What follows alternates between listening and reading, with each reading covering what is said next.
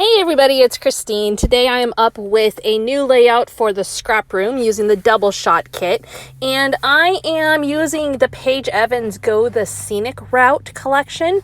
As you can see, it's very colorful, and based on the title, it has a little bit of a travel theme. Not so over the top though that it has to be used for travel at all. So with that in mind, I really loved this map paper. And so what you see me doing right now is I marked out where I want to put my pictures, and I am cutting out a spot for that.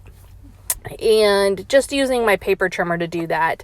All I'm doing is just kind of giving myself a visual. I'm not really sure at this point yet whether I'm going to put my pictures behind or in front of those actual spots that I'm cutting out, but I wanted to get a visual look for where they were going to land.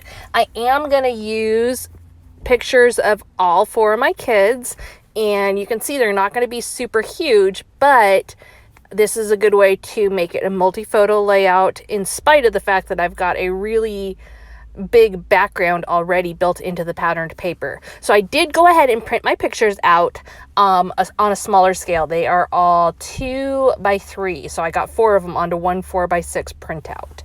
Now that I've got my holes cut in the patterned paper, you can kind of see how I'm going to fit my pictures in there. And the next thing I'm going to do is I'm going to figure out whether I want to put the pictures behind or whether I want to put a little white square over the top and mat the pictures. I think I'm leaning towards the matting for a couple reasons. Number one, my squares are not perfect. I'd like to say they are, but they aren't.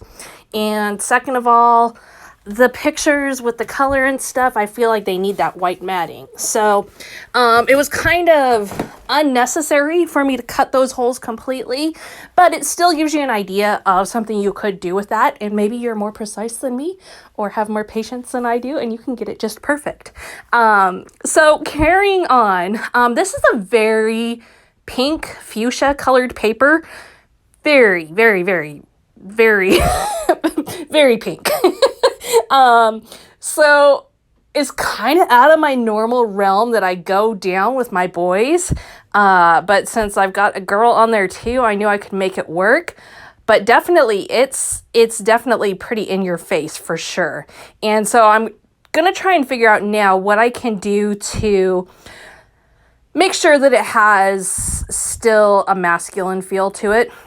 Now, what you just saw me do is I just secured this onto another piece of cardstock, and that was primarily just because it was a little bit shifty.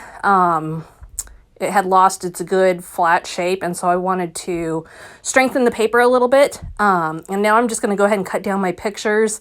These are all pictures of my kids on what we'll call the first day of school. We homeschool year round, so there's really not totally a first day of school, but I did want to take their picture and, mid to late August and kind of record the start of a new academic year. And so this paper, I always feel like travel paper works kind of well for school stuff too, just because you're kind of traveling through the year, that kind of thing. And so maybe I'm stretching it a little bit, but this is not the first time that I've used travel paper for a back to school layout. Now, that said, I don't have any back to school embellishments that are going to work on this. So I'm going to just make it work with what I've got, and I'm going to end up doing some journaling on the back side that tells the story of starting a new school year, etc. For my title and for my embellishments, I am going to use a cut file that I'm just going to cut out using a font called the John font that has the center cut out already, and I wrote out my world because I felt like that worked really well with the map. And it's pretty true. They are my world, especially as their teacher. I don't have anything else besides them. Like, my days are focused on them. My world is focused on them. And so I thought it worked nicely for the start of the school year layout. And then I'm going to add some little ephemera pieces underneath each of them in different colors to bring in some additional color. You can see that I did my title with that aqua paper that is pretty monochromatic, and so it worked nicely for that with a white outline on it. I am going to pop this up using some 3D foam adhesives so it gets some extra dimension in there, because right now things are very, very flat, and so popping up that title will make things come up just a smidge.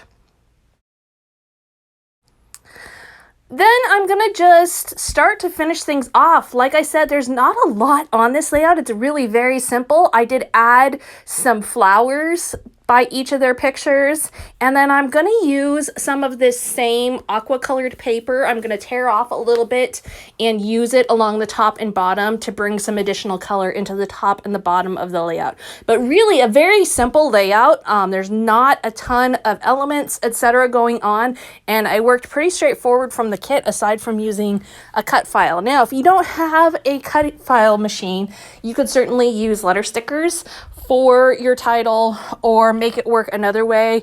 I just felt like I wanted something really big, and so that's when I tend to go to my cutting machine when I want a really big, bold title. And so it worked well for that. Finally, I'm going to add some Nuvo drops, and I'm going to go heavy on the white Nuvo drops today, really surrounding, putting dots all around the map and using those as a big embellishment because there's so little going on at this point. And this will just add some dimension, some texture, and just a different level of interest. So thank you so much for joining me today. Be sure to hop on over to the scrap room, check out all of her kits for this month. And if you're not already part of her Facebook group, join the scrap room group as well for lots of challenges, fun, and fresh ideas. We will see you again next time. Have a great weekend, everybody.